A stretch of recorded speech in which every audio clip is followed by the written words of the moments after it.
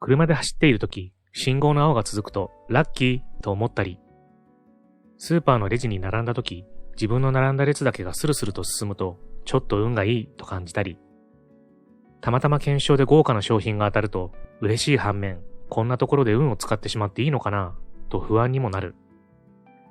こんな風に私たちはいつも心のどこかで運を意識しているんです。そして運が良くなるといいなと願っていますよね。ではどうしたら運は良くなるのでしょうか。どういう人が運を味方にすることができるのでしょうか。この問いにできるだけ科学的にアプローチしたのが脳科学者、医学博士の中野信子さんが書かれたこの本、科学が突き止めた運のいい人です。そして面白いことに、本書で書かれている運がいい人の行動ですが、本チャンネルではおなじみの幸せ上手さん習慣ととっても共通点が多いのです。幸せ上手さんの習慣を科学的にアプローチしているという点でご覧になっていただくと、より一層楽しめると思います。それでは本書の解説を進めましょう。よいしょ。運というのは一見非科学的なものなので、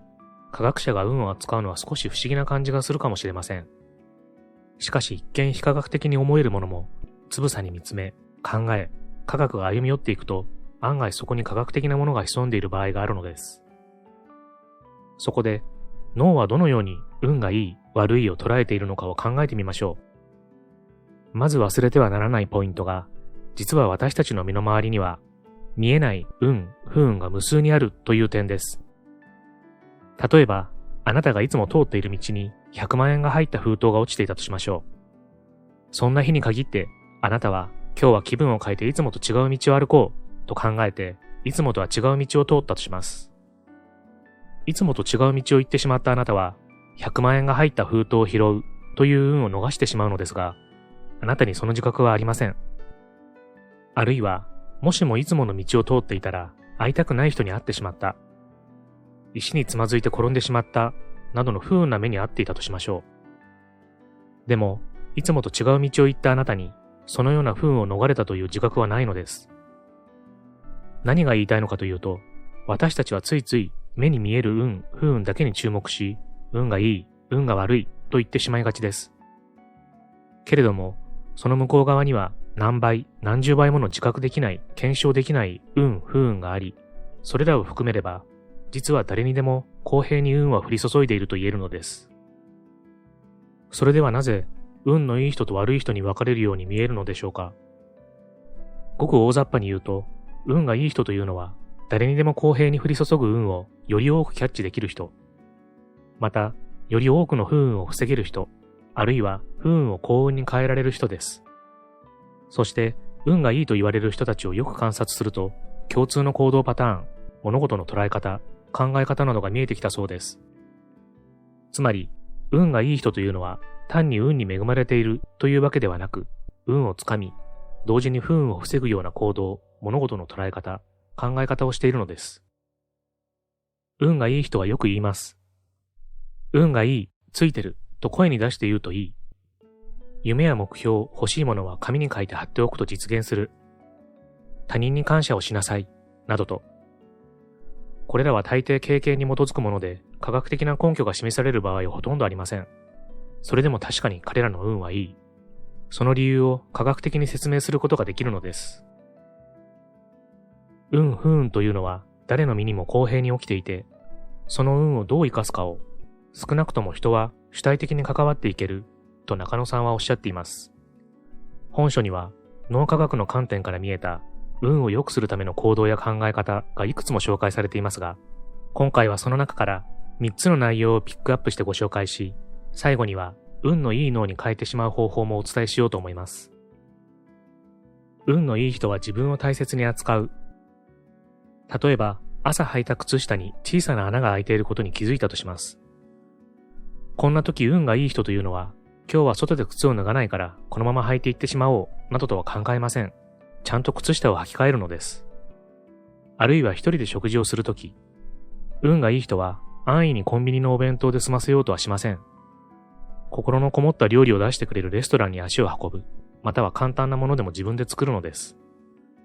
つまり、自分を粗末にせず、自分を大切に扱う。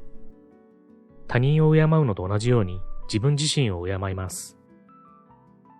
人の運の良し悪しは、周囲の人といかに良好な人間関係を築けるかということに大きく左右されますが、自分を大切にしている人は、他の人からも大切にされるのです。逆に、自分を粗末に扱っている人は、他人からも粗末に扱われるようになってしまうのです。ここで一つ、あなたに質問です。例えば、あなたの目の前に2台の車があるとしましょう。1台はピカピカに磨かれた車で、もう1台はボンネットが開き、汚れていて、窓にはひびが入った状態です。もしあなたが、この2台の車のうち、どちらかを棒で思い切り叩いてくださいと言われたら、どちらの車を叩くでしょうか？おそらく多くの人が汚れている車を選ぶと思います。これは心理学の割れ窓理論とも言われており、人にはある特定の秩序の乱れがあると、それに同調してしまうところがあるのです。例えば、ゴミ一つ落ちていない綺麗な道にポイ捨てするのは気が引けますが、ゴミがたくさん落ちている道の脇なら、一個ぐらいなら捨ててもまあいいかという気になる。すでに秩序が乱れている場所があると、さらに秩序を乱すことへの心理的抵抗が少なくなるのです。実は、これと同じことが人に対しても起こるというのです。自分を大切にしている人を粗末に扱うのは抵抗があります。しかし自分で自分を粗末に扱っている人には、こちらも同じように粗末に扱ってもいいような気がしてくる。身なりのきちんとした人には思わず敬語を使いたくなりますが、身なりにあまり無頓着な人にはその気はなかなか起こりません。つまり、他の人から大切に扱われるようにするには、そして周囲の人と良好な人間関係を築き、運を良くするためには、まずは自分で自分を大切にする必要があるのです。運のいい人は、運がいい、ついてる、と声に出して言う。自分は運がいい人間だ、と決め込んでしまう。これが運を良くするコツの一つです。何の根拠もなくていいのです。これまでに自分にはこんなについていたことがあった、という過去の実績がなくても構いません。とにかく自分は運がいいと決めてしまうのです。では、なぜそう言えるのでしょうか？例えば、夫婦や恋人同士などの場合、運がいいと思っている人は、私は運がいいからこの人と一緒にいられるのだと考えます。喧嘩をしたとしても、自分に至らないところがあったのではないか、などと思います。しかし運が悪いと思っている人は、自分がこんなに努力をしているのに相手は分かってくれない。こんな人を選んだ自分は運が悪い、などと考えてしまいます。運がいいと思っている人は、パートナーとの仲を一層深めるチャンスが生まれますが、運が悪いと思っている人には生まれない。それどころか、ますます不仲の方へと舵を切ってしまうのです。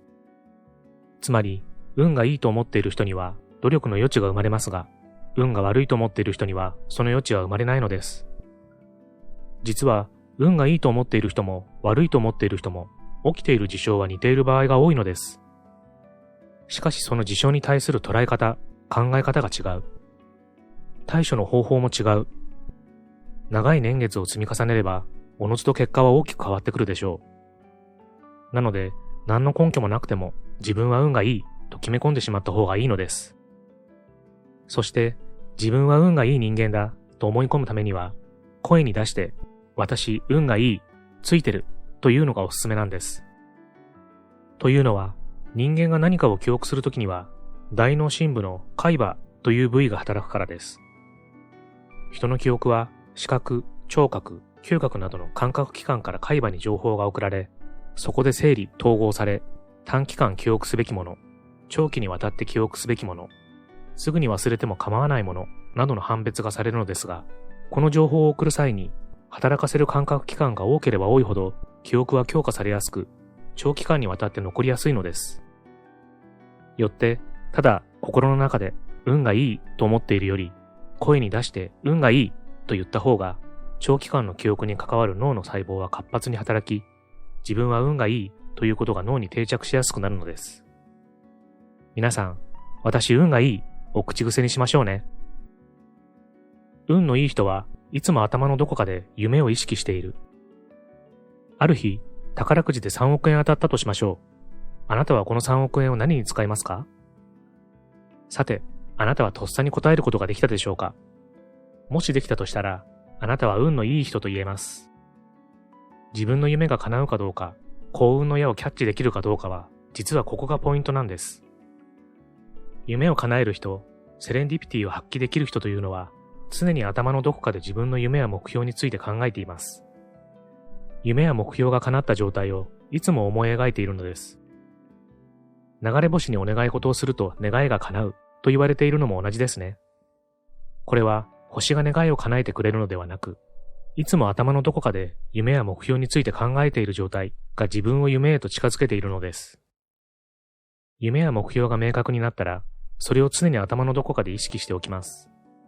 よく、夢や目標は紙に書いておいたり、その写真や絵を身近なところに貼っておくといいと言われています。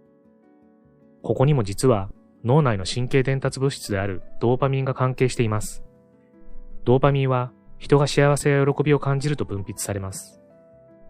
例えば、新しい洋服が欲しいと思いながらファッション雑誌を眺めているとき、自分好みの洋服が載っているページがあると心が浮き立つ感じがあります。これは脳がその洋服を手に入れた時のことをイメージして喜びを感じているのです。実は脳には報酬を期待している時こそ快感を感じるという性質があります。その快感は報酬が実際に得られた時と同等かそれ以上になります。